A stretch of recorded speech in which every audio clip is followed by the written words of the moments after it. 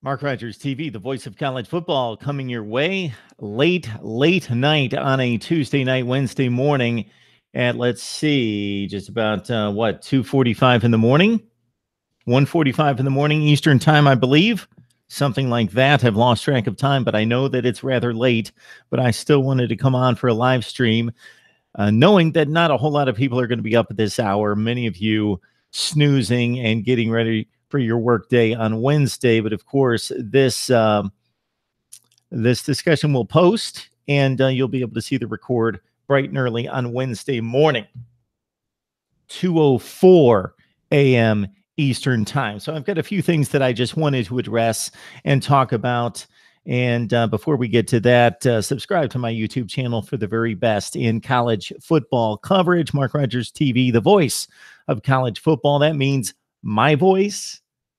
Also, 98 media contributors in 2017, their voice, combined with your voice, the smart fan, and all the comments and suggestions and all the discussion and debate that we get from you, which was 1,300 comments in 2016.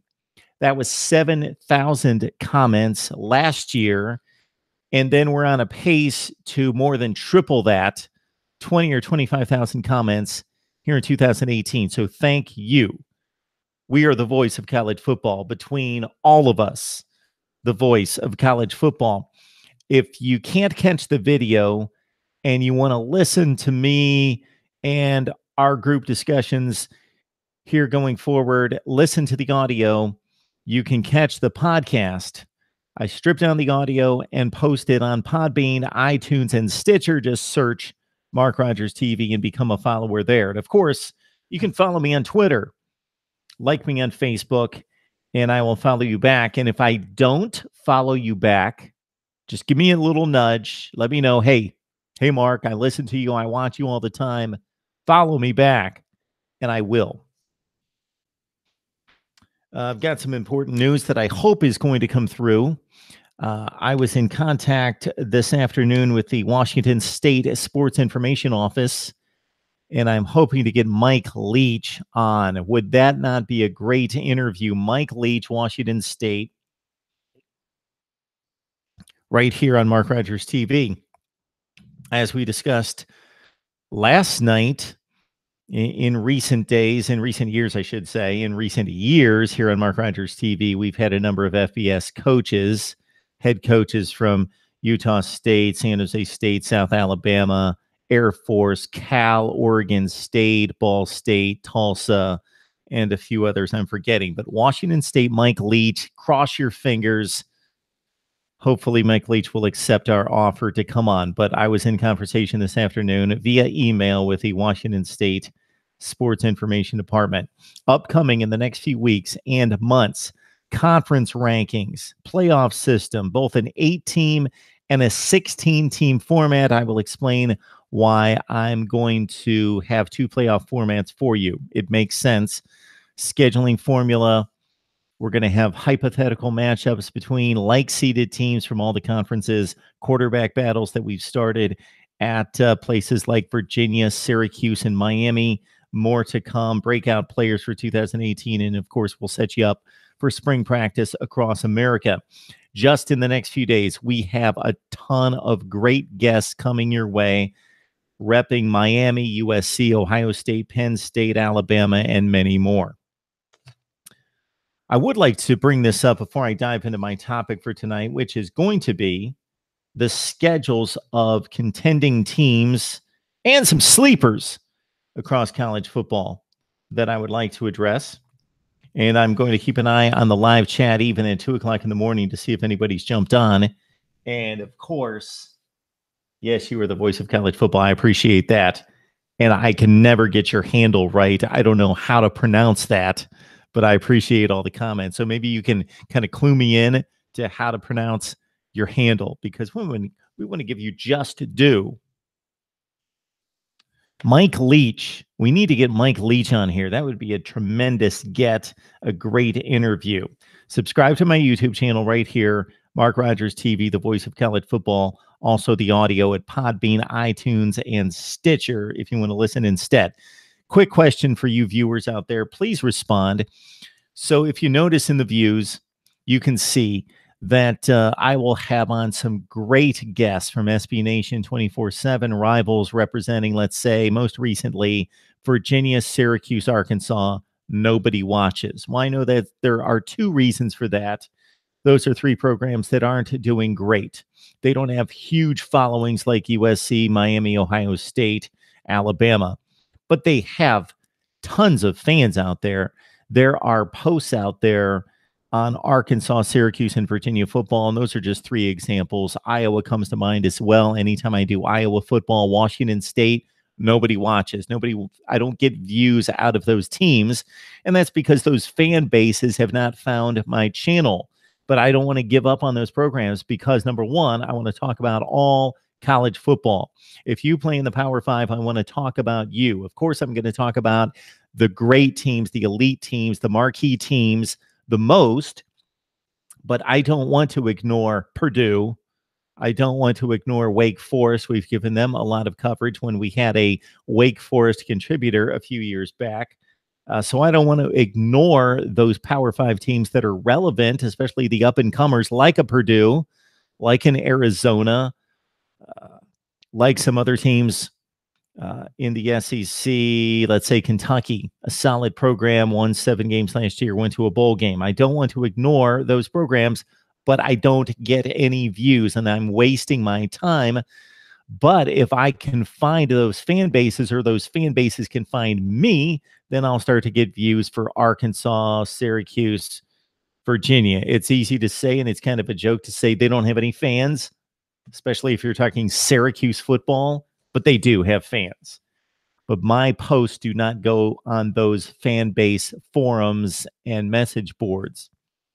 So I hate to be wasting my time talking about teams where I get 25 views for a video. I'm not going to do that anymore, but I don't want to just settle for what we're currently doing. I want to talk about those teams and have those fans find me. All right. George, that's George. I'm going to try to remember George. Be patient with me if I don't always remember that, but that's George chiming in, backing me up on the voice of college football. And that's kind of a twofold slogan, motto, mantra that we're selling here at Mark Rogers TV, that I'm the voice of college football, but it's not just about me. I need you, and I love the discussion and the debate and the content, ideas, and suggestions that you guys have. And of course, it all ends and starts with you, because if I don't have you, we don't have a channel. We're not doing this for any purpose. So the voice of college football, but I need your voice as well. And then I've got my media contributors. So together we are the voice of college football. All right. We also have, jumping on here, Derek. Let's talk about my Sooners. We may talk about your Sooners. Hang on just a second. George loves Oklahoma because of Baker Mayfield. I will always be a fan from now on, even though he's moved on. So I'm guessing, George, as I have seen a zillion of your comments, you appear to be a Florida Gators fan, but a huge fan of college football because you comment on all the videos, or tons of the videos.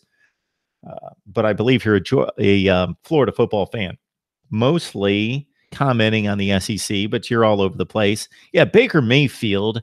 I've had some disparaging comments about Baker Mayfield. I don't always like how he conducted himself, whether it was the off-campus incident during the summer in Arkansas, or how he displayed himself at various times, and most specifically against the Kansas Jayhawks. And they had much to do with that. They were classless as well. But as a football player, remarkable. He won the Heisman Trophy in a landslide, and he deserved every vote and more. He deserved every vote. He was the best football player in America. All right, so again, coming up in the next few weeks or months, conference rankings, a playoff system, schedule formula, quarterback battles, breakout players, spring previews, and I'll give you my way too early top 25. Gotta stay tuned the rest of this week as we will get you videos from Miami, USC, Ohio State, Penn State, Alabama, and more. All right. Before I jump into some schedules and we compare some schedules of contenders, this may put you to sleep, but I did the work and I forgot about it. And I was going to release this just after postseason play. My top 10 bowl games. Here we go. And certainly chime in and let me know where I missed it. Number 10 was the Outback Bowl on New Year's Day. South Carolina came back to beat Michigan 26-19. Sleepy first half, ho-hum first half. Michigan led 9-3. Michigan was up in this game 19-3. Then they completely imploded. It was a turnover fest. Karan Higdon fumbled inside the 5. Michigan would have led this game 26-3, and it would have been good night.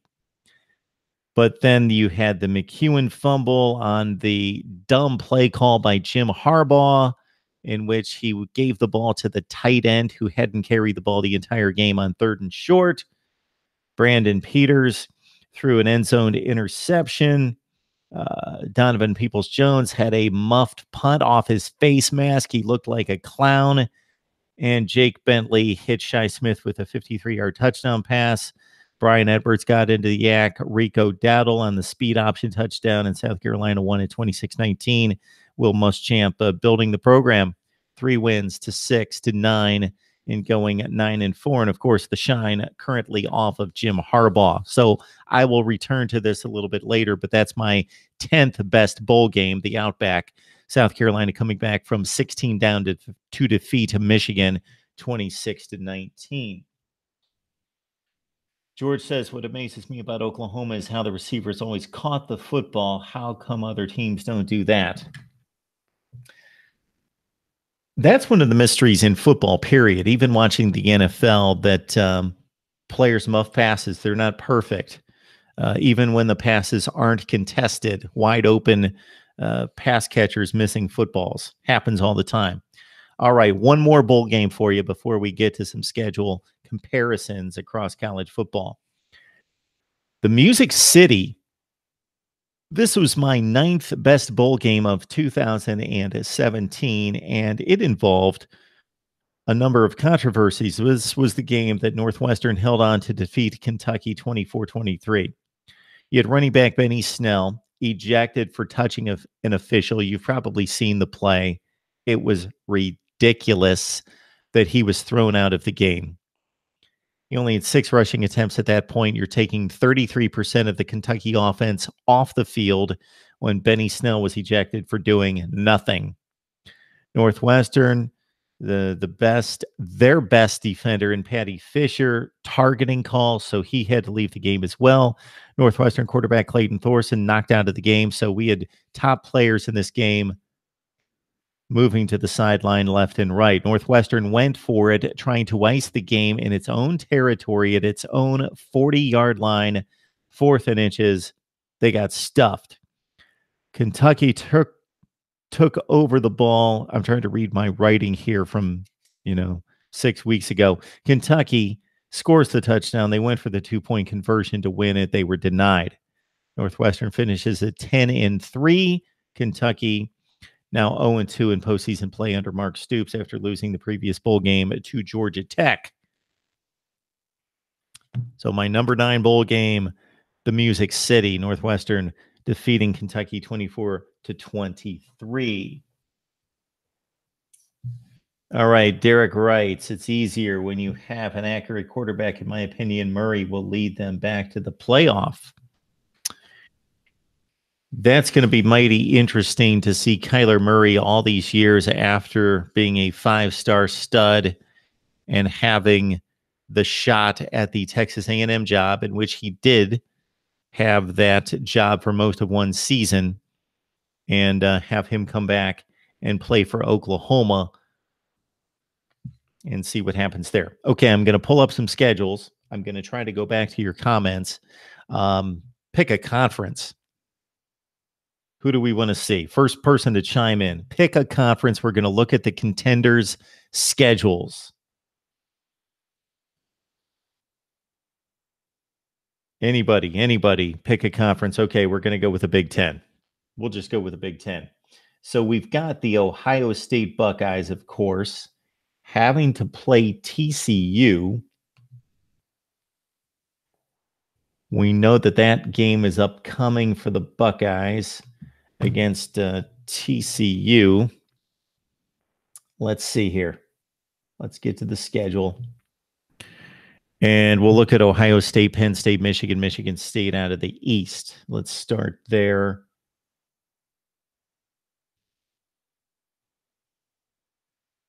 And yes, my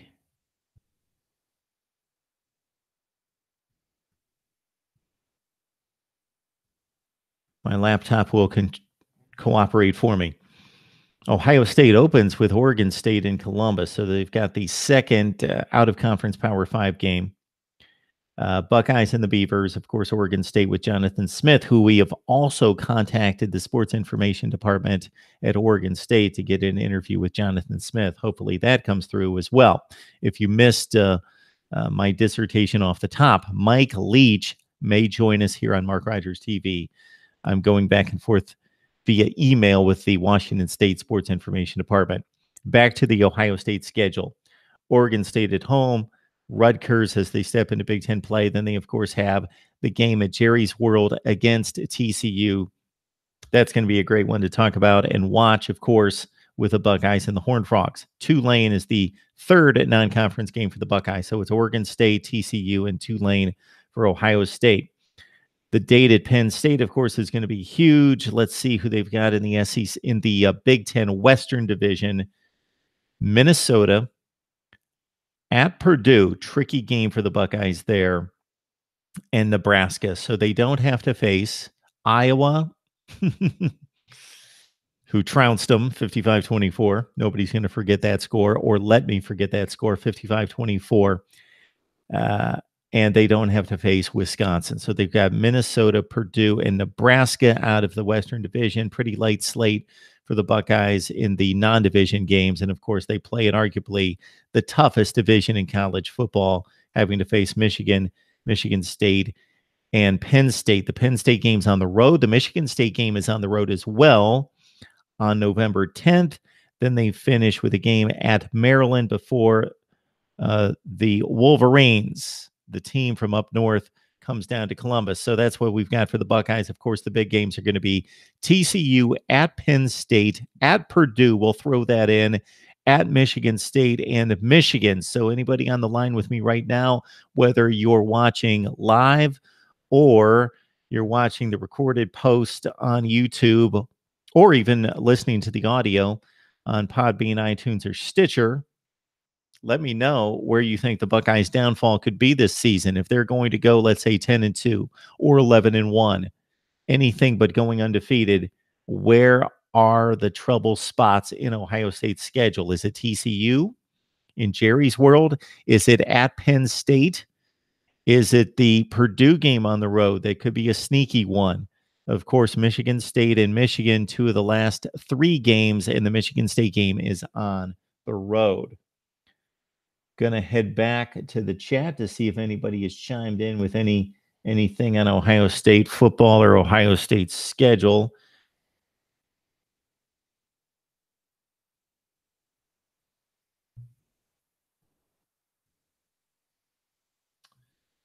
Big Ten's a good place to start. That conference is getting a pretty cool. Derek says it's easier when you have an accurate quarterback, as we talked about. All right, not too much there.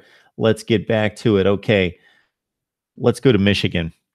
Huge year for the Michigan Wolverines.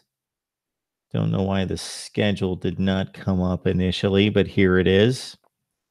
Man, I love this matchup against Notre Dame. Back to old school rivalries right there. The Wolverines at South Bend, coming off the downer of the Wisconsin game and another late season loss to Ohio State, and then the bowl game loss to South Carolina. So Michigan 8-5, and facing Notre Dame on the road in South Bend on September 1st. It's the night game at 7:30. The other two out-of-conference games should not be a huge challenge in Western Michigan or SMU, but certainly not going to be FCS type opponents. They are legitimate group of 5 teams that will bring something, a matchup with Sonny Dykes at SMU. Then for the Wolverines in the Big Ten, they have Nebraska, Northwestern on the road, and they've got Wisconsin. So they have one of the tougher Western Division runs of any team out of the East in the Big Ten in having to face Nebraska. I know the Huskers were awful last year. Scott Frost cannot perform a miracle this year, but I would expect them to be competitive. And then Michigan has to go to Northwestern, and they've got a date against Wisconsin. Of course, they faced the Badgers last year in Madison, lost 24-10. They beat up on Wisconsin, or beat them the previous season 14-7 at the Big House. So for Michigan, they also have a date at Michigan State, of course. They've got Penn State at home. They've got to go to Ohio State. This is a rough schedule for Michigan. Consider this: Notre Dame on the road. The other 2 non-conference games, although group of 5 games, are not gimmies in Western Michigan and SMU. They've got Nebraska. And then if my computer will cooperate, they've got the game at Northwestern, Wisconsin at Michigan State, Penn State, and Ohio State on the road.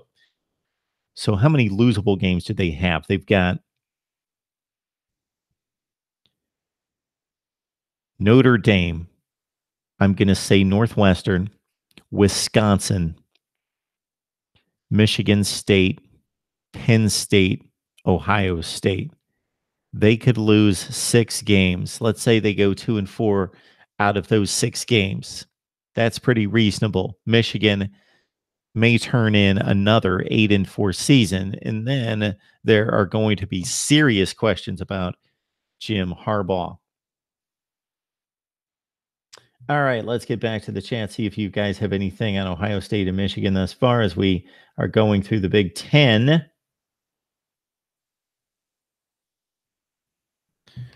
Let's see what else we've got here.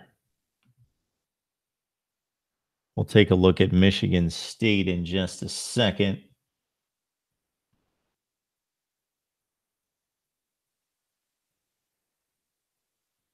College football needs more home and homes. I do love how teams like Ohio State and Oklahoma will play tough out of conference schedules. So that's something that they need to adapt, Derek, in the SEC.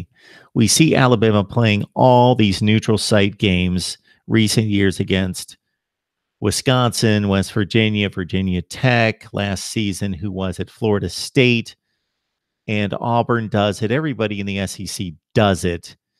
Except for those teams in the SEC Eastern Division that play the ACC rivalry games, Georgia, Georgia Tech, Florida, Florida State, Kentucky, Louisville, at the end of the season. But at the beginning of the season, the SEC doesn't go anywhere. I think that's going to change to a certain extent. I think they have some trips to the Pac-12, I believe, upcoming in the next 5 or 6 years. But a lot of those neutral site games, LSU has not really traveled except for the one game at Syracuse. Big deal.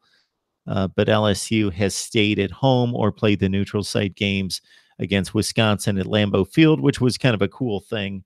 And, of course, at home, semi-home game in Houston against the Badgers as well. Auburn did go to Clemson. Auburn did go to Kansas State about 5 or 6 years ago as well. Ray chimes in. USC plays Texas and Notre Dame out of conference. Exactly. Ray, you hit on something that I talk about all the time when I talk scheduling. Those teams like USC and Stanford, they have for a long time. We are finally seeing teams across the country, numerous teams playing 2 tough Power 5 games. But this is something that USC and Notre Dame, or USC especially, but also Stanford, have done for years because they've got Notre Dame. They also play another tough Power 5 game. And USC, kudos to you. Some other schools finally catching up. We see it with Ohio State, although the Oregon State game, not much of a contest. It's at least another Power 5 game with TCU and Oregon State. Trying to think, most of those teams in the SEC Eastern Division last season played a second difficult Power Five. So think Georgia. In facing Georgia Tech, they also took on Notre Dame. Tennessee has the game. Well, they only played Georgia Tech. So look at Georgia Tech having to take on Georgia and Tennessee. Good for them. And Georgia Tech also had a game scheduled that got wiped out against Central Florida last year. Florida, of course, took on Michigan and Florida State. Florida State took on Florida and Michigan. So some teams are catching up to USC, but USC's been doing this for years. Definitely a good point, Derek.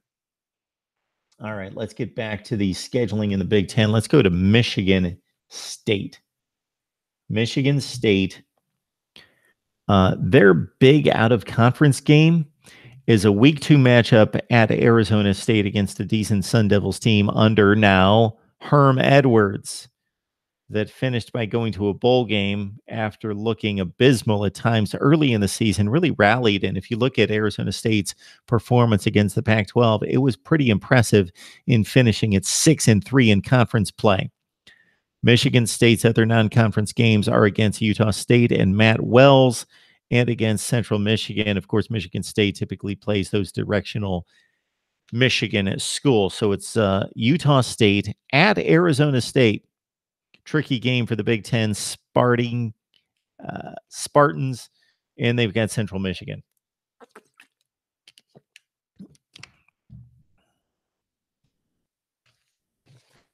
You've got to excuse the verbal fumbles. It's like 2:30 in the morning. I've been up all day and all night. All right. For Michigan State, out of the Big Ten West, they've got Northwestern. They have Purdue. And they've got Nebraska on the road in Lincoln. So pretty difficult for Michigan State, although they do miss Iowa and Wisconsin.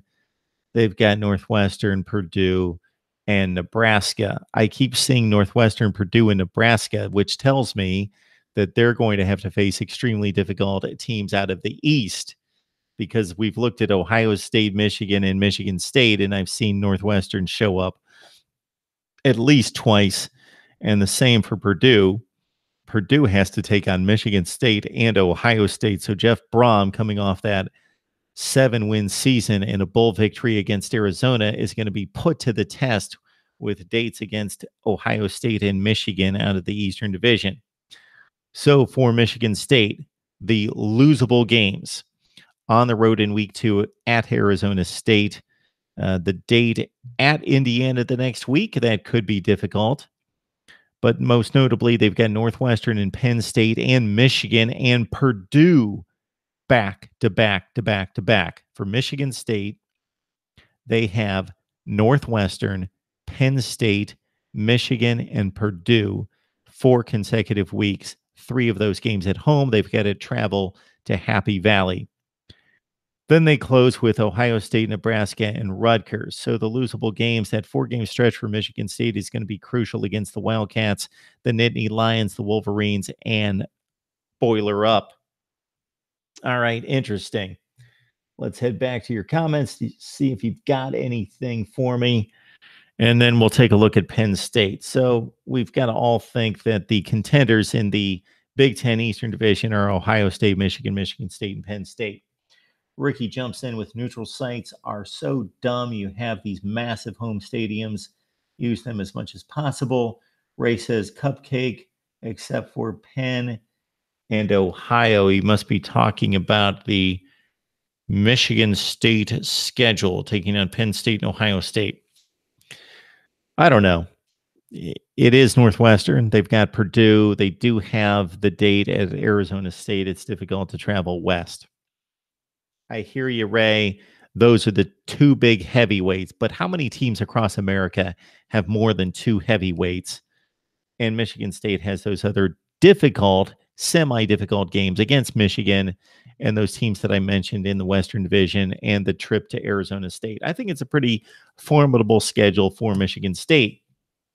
I'd like to remind you guys that if this is the first time you've subscribed to my YouTube channel during the off season, I will be ranking all the schedules 68 down to number 1, all the Power 5 schedules. That's something I did down to the wire of the opener the last 2 years, but I need to do it a lot sooner, like in May during that downtime. We'll give that a look.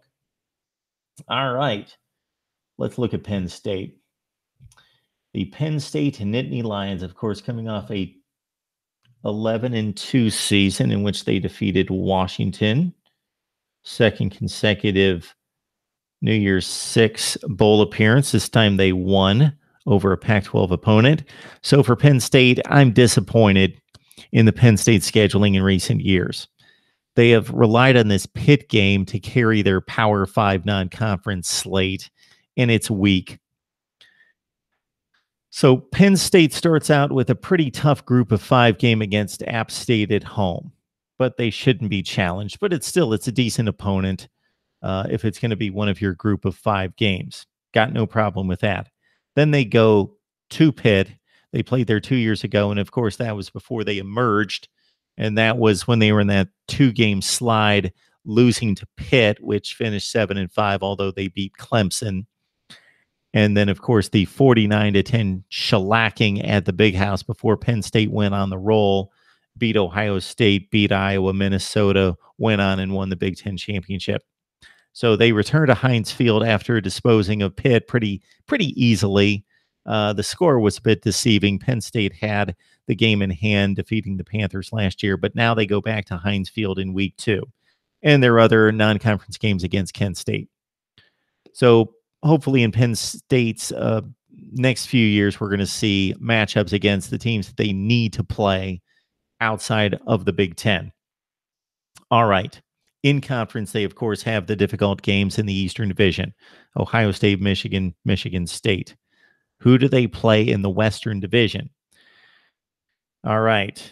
Penn State has to play Iowa October 27th at home. Of course, they played a great game in which Saquon Barkley was a magician, but Iowa had the game in hand before that last-second touchdown pass from Trace McSorley to Jawan Jackson. So they escaped Iowa City last year. The Hawkeyes come back to Penn State this year. The other Western Division games are against Wisconsin and against Illinois. That's actually their first Big Ten game. They open Big Ten play at Champaign against maybe the worst team in the conference, Lovie Smith's Illini. And then, as we note, it's Iowa and Wisconsin. So a tough 2-game draw out of the West for Penn State in Iowa and Wisconsin, but they've got Illinois to balance that out. They've got Ohio State at home on September 29th, followed by Michigan State. So their tough stretch, they really don't have a gauntlet stretch, but they have some 2-gamer stretches that are difficult. Ohio State, Michigan State back-to-back, both of those games at home. They've got Iowa, Michigan, and Wisconsin 3 consecutive weeks. The Michigan games on the road. They conclude with Rutgers and Maryland. So if they make it to the home stretch, they're in good shape with the Scarlet Knights and the Terps, providing little resistance. Although DJ Durkin building something there at Maryland with another fine recruiting class in the top 25 or 30 this past offseason. So do we need to check out any other Big Ten Eastern Division schedules? I think not. I really don't think so. Indiana, Rutgers, Maryland. It's a 4-team race between the 4 teams that we know. Let's move to the Western Division and Wisconsin. And of course, Wisconsin was just beaten up last year, and rightfully so, by the media and myself for not playing anyone.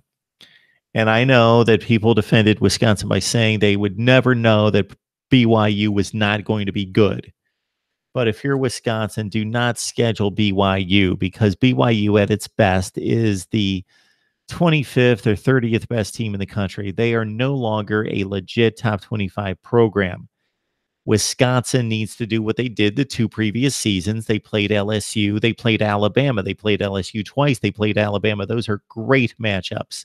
And even if they don't want to go to that extreme, play Oklahoma State, play Stanford, play UCLA, play Louisville.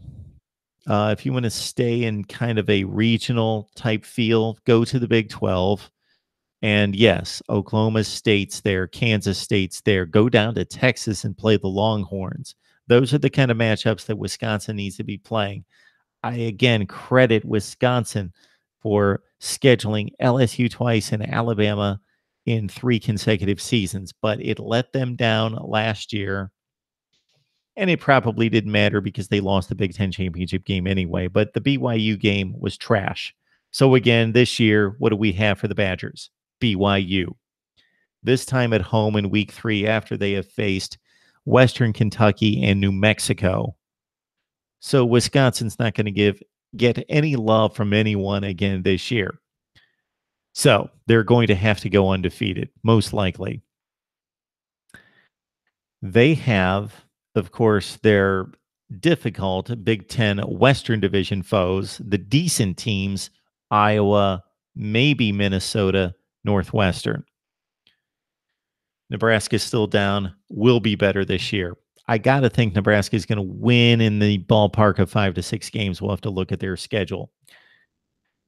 So, again, for Wisconsin out of the gate against Western Kentucky, New Mexico, and BYU, yawner. Then they go to Iowa to open the Big Ten slate. They have everybody else in the Western Division. The only one of note, Northwestern, on the road October 27th. Wisconsin against the Big Ten East. This is where it gets good. They've got Michigan on the road. They've got Penn State on the road, and their other non-division game is against Rutgers. So we can excuse that. Of course, they've got to play somebody easy. They've got the other 2 big matchups against Michigan and Penn State on the road. So the Wisconsin schedule is formidable, but they're going to get beaten up again if they're in the college football playoff hunt for playing nobody out of conference. All right, let's see if you guys have chimed in with anything. Mark Rogers TV, the voice of college football. Me, 100 media contributors, and you, we make up the voice of college football. All right. Please subscribe to my YouTube channel. Ohio State should go undefeated except maybe TCU. So Ray is saying that the TCU game would be the one that he would choose to trip up the Buckeyes. Ricky, Florida Atlantic turned out to be a solid non-conference win for Wisconsin, and it's a good point. And we've seen that, and I've made note of that in recent weeks and forgot about that for what it is, Ray, of course. Ricky, for what it is, a group of 5 Conference USA game. That being what it is, Florida Atlantic, yes, they played Wisconsin tough for about a half. Don't remember what the score was. I think it was about a 21-point spread. But really, Wisconsin just let us down last year. If Patterson starts for Michigan, they might have a chance. George, it's a good point. And that decision is supposed to be in our hands sometime in late March, early April about Shea Patterson. If Shea Patterson, with the dynamic playmaking ability that he brings to the field, is suited up and plays week 1 at Notre Dame with his experience in the SEC and with his playmaking ability, and I don't know if you've seen him play, he can sling it. He can avoid a rush. He knows what he's doing, and he has logged time in what is still probably the best conference in college football. Shea Patterson could make a difference and could make the Big Ten Eastern Division race brutal on the Buckeyes, the Nittany Lions, and Sparty. Derek says the TCU is going to be the difficult game for the Buckeyes, but U is usually much better than people think. All right, let's go to another schedule. I wanted to check out, I don't expect them to contend, but let's look at Nebraska. Let's see who they've got out of conference. I know that coming up in the next few years, they've got a home and home with Oklahoma, so that's something to look forward to. This year, interesting, Colorado. Well, the Buffs had the 1 year under Mike McIntyre 2 years ago. Then they really showed what they were made of down the stretch and getting annihilated in the Pac-12 championship game to Washington, and then annihilated again against Oklahoma State in the Alamo Bowl, where they couldn't keep up with James Washington and company. So Colorado, Nebraska, this is certainly not on the national radar, but it's probably an even matchup. Mike McIntyre, after the one big season, we'll see what he has and if he has a sustainable program approach there in Boulder. Nebraska's other two non-conference games are against Akron and Troy. That could be tricky. Troy at Nebraska. Okay, for the Huskers out of division, they have a game at Michigan to open up Big Ten play. They've got Ohio State on the road November 3rd. And if you saw any of the game that the Buckeyes played at Nebraska last year, it was so much uglier than the final score. Ohio State, I believe, scored like its first 8 trips down the field. It was like 49-0 before you could blink. And oh my goodness, Scott Frost, God bless you. He's got Michigan State. So this is where somebody with some reason, regardless of the way the rotation spins, East versus West in the Big Ten, needs to basically say, okay, you've got 4 giants in the Big Ten East, and you've got 3 lesser teams. So everybody either needs to play 2 really good teams or 1 bad team, some type of mix to where it's even. And this is where we're going to introduce more balanced scheduling, and I'll get to that in the next few months. Nebraska, poor Nebraska, they are playing Ohio State, Michigan, and Michigan State. While some other teams that they are competing with in the Big Ten Western Division play like one of those tough teams, and then they get Rutgers and Indiana, or Maryland and Rutgers, or that doesn't make any sense. Let's check out Iowa. I bet they've got a much easier time in the Eastern Division. Let's see what we've got here. So remember, Nebraska has to play Ohio State, Michigan, and Michigan State. Makes no sense. Okay, Iowa, we'll get to the non-conference slate. I want to compare this to Nebraska's schedule. Iowa plays in the Eastern Division. They've got at Penn State. They've got Maryland and Indiana. That's exactly what I'm talking about. Nebraska has to play 3 heavyweights, Ohio State, Michigan, Michigan State. Iowa plays Penn State, but they've got Maryland and Indiana. You can't go 3-1. That's not equitable. That is a huge advantage for Nebraska over Iowa. Now, this particular year, Nebraska's not, or Iowa advantage over Nebraska. Nebraska has to play the 3 power teams in the East. They're not going to contend anyway, so it doesn't really matter this season, but it matters overall. There needs to be better scheduling equity within these conferences. Makes no sense. So for Iowa, they've got Northern Illinois, Iowa State, and Northern Iowa. So can we travel just a little bit? Maybe. Northern Illinois at home, Iowa State at home, and Northern Iowa. Even if the Hawkeyes had to hit the road, they'd only need to travel like 150 miles. Okay, this is abysmal as well. Iowa rests on its 1 Power 5 game, rivalry game against Iowa State, and they think that holds up. And I know the Cyclones have improved. We'll see if that lasts. I know that they were much better last season. Of course, they won the games against TCU and Oklahoma, and they were a respectable 7-5. They won the bowl game against Memphis. But this is Iowa's crutch, that they play Iowa State, so they've got their Power 5 games scheduled, and then they play nobody else.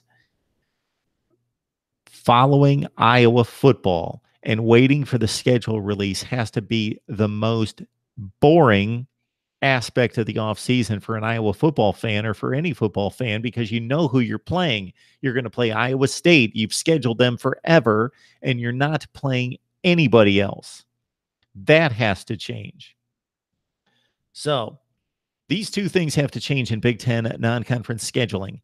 Number 1, Iowa has to play somebody other than Iowa State.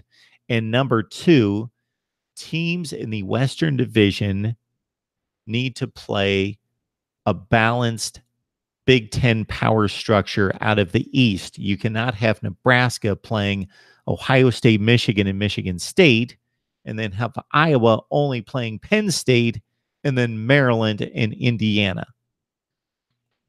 I know since there's 3 games, you're either going to play 2 heavyweights and 1 softie, or 1 heavyweight and 2 softies, but you got to do better than 3 for Nebraska and 1 for Iowa. Okay, is anybody else going to contend in the Big Ten Western Division? Well, you would think the other logical choice would be Pat Fitzgerald's Wildcats. They have, I'm sure it's going to be Duke. Why they have settled on Duke as their non-conference opponent, I know it's the whole we're academic-minded schools. I get it. But that doesn't make it a great rivalry out of conference. Northwestern, of course, went to Duke last season, got their butts handed to them, surprisingly. But this season, Duke goes to Northwestern. Northwestern, in one of the more interesting scheduling oddities of the season, opens in Big Ten play on a Thursday night against Purdue. So that's going to be my week 1 matchup to watch outside of the big Saturday games. In terms of the Thursday, Friday games, Northwestern, Purdue in West Lafayette. Got to see that game. The other non-conference games for the Wildcats, Duke at home, Akron, and Notre Dame. Good for Northwestern. I did not realize that was on the schedule. Northwestern is playing Duke and Notre Dame. Tremendous. Both games at home. Although that could be one of those Chicago matchups. November 3rd against the Irish. Love it. Okay. Northwestern opens with Duke. They've got Akron. Then they've got I'm sorry. My computer screwed up. They've got the opening game against Purdue that we just talked about. Then they've got Duke, Akron, Michigan, Michigan State. Northwestern could be in some trouble. Their first 5 games are pretty tough. Purdue on the road, Duke at home, Akron, Michigan at Michigan State. Northwestern's Big Ten Eastern Division games are Michigan, Michigan State, and Rutgers. And they've got Notre Dame and Duke. Northwestern could be looking at 5-3 in the Big Ten and possibly a loss, maybe 2 out of conference. So following 10-3, that could be difficult to match here in 2018. All right, folks, I'm going to check out your comments and probably wrap it up. I did want to run down my top 10 bowl games. I'm going to do that at some point, even if nobody watches this video. I'm going to run down my top 10 bowl games for 2017 because I put in all the work and wrote down these notes, and I was all excited to talk about that. Please subscribe to my YouTube channel, Mark Rogers TV, the voice of college football. That means that we are the voice of college football. That means me. That means you, the smart fan. And that means our media contributors, totaling 98 in 2017. And just look out for some of the best discussion coming up in just the next few days involving Miami, USC, Ohio State, Penn State, Alabama, and more. Again, don't know what to do concerning some of the mid-tier teams like Virginia, Syracuse, Arkansas. Nobody watches those videos. I know that there are fans out there of those schools. Obviously, they sell out 75 and 80,000 seats at Arkansas, and they have thriving sites, but Arkansas fans don't know that I exist. I want to talk Arkansas football. I want to talk Stanford. I want to talk Kansas State. But those particular fan bases, Virginia, Syracuse, North Carolina State, they haven't found me. So conference rankings, playoff system, scheduling formula, quarterback battles, breakout players for 2018, a spring preview for as many teams as we can get to, and a way too early top 25, all coming your way. And I'm going to check out the comments, and then we're going to call it a night. Hopefully somebody's still hanging with me here at 2:54 a.m. on Wednesday morning. Good shows, Mark. I'll pick up in coming months. Big time. Thanks, Ray. Appreciate that. Northwestern should start a rivalry with Vanderbilt. You know what? That's been talked about. Northwestern, Vanderbilt. It makes sense, doesn't it? The three could play: Northwestern, Vanderbilt, and Duke. Or you could throw Stanford in there, but they're too good at football. I love when the top recruits from Texas want to play for Oklahoma.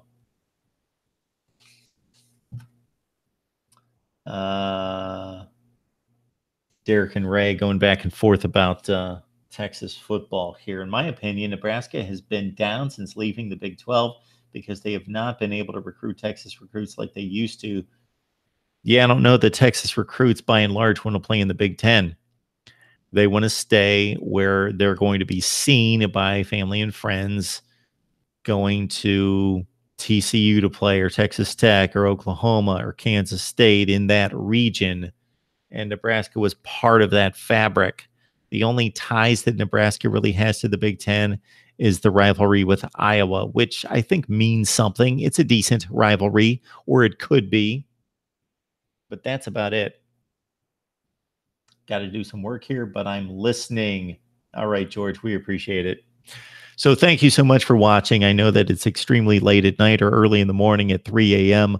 on a Wednesday, but I just wanted to jump on and talk all this stuff that I'm throwing at you concerning scheduling in the Big Ten. So we checked out Michigan, Michigan State, Ohio State, Penn State, and some of the contenders out west, including Wisconsin, Iowa, Northwestern, and Nebraska.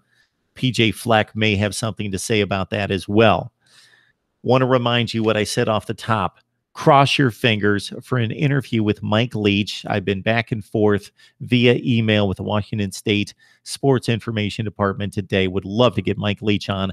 I'm going to be sending letters and contacting all the sports information departments in the country, representing all 130 FBS schools, to get on players and coaches. The players are probably off limits. I've been through that deal when I worked at a CBS station in Mississippi as sports director there, but I would love to get on more head coaches as I have in previous seasons. So tell everybody about Mark Rogers TV, the voice of college football. Please subscribe to my YouTube channel. And guys, we will see you next time.